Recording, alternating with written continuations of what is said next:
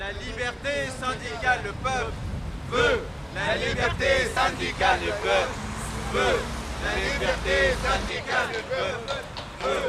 La liberté syndicale, le peuple veut.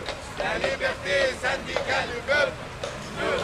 La liberté syndicale. يريد حقوق العمال. الشعب يريد حقوق العمال. الشعب يريد حقوق العمال. الشعب يريد حقوق العمال. الشعب يريد حقوق العمال. الشعب يريد حقوق العمال.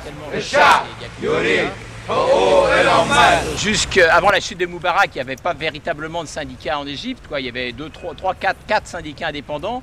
Les autres, c'était plus des bouts de l'appareil d'État dans le monde du travail, dont le but n'était pas d'organiser les salariés, mais plutôt de faire que l'État surveille et empêche les salariés d'agir pour aller vite, donc il y avait un soi-disant syndicat qui existait, dont les représentants étaient dûment élus d'après la direction de Schlumberger, sauf que nous avons la preuve qu'au moins dans une des directions de Schlumberger Égypte, pour 4 postes à pourvoir, il y avait seulement 4 candidats, parce que les 3 autres avaient été interdits de se présenter. Donc évidemment, c'est comme si vous faites des élections présidentielles en France et il y a un seul candidat. Donc c'est à peu près sûr que le suspense est énorme et qu'il n'y aura qu'un seul, vous savez déjà celui qui peut être élu. Bon. Alors ça c'est déjà la première chose. Donc dans la foulée de la chute de Moubarak, donc il y a eu une multiplication de constitutions de syndicats indépendants.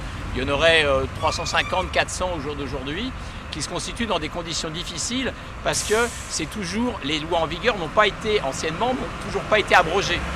Donc si vous voulez construire un syndicat, c'est très compliqué et il faut mieux être un peu discret et attendre d'avoir tous les éléments pour dire coucou, ça y est, on dépose des statuts, on dépose un syndicat, etc. Bon.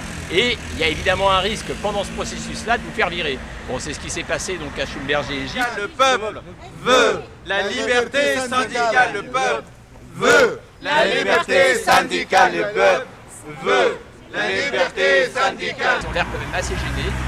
Ils disent qu'ils vont faire une enquête approfondie, bon, très bien.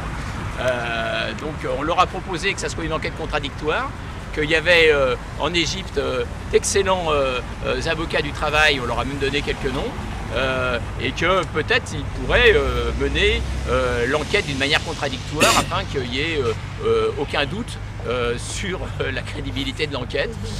Ils n'ont pas dit non, ils n'ont pas dit oui non plus, mais enfin en tout cas on ne va pas les lâcher. Respect, respect des luttes syndicales en Égypte. Respect, respect la lutte syndicale en Égypte. Respect, respect la lutte syndicale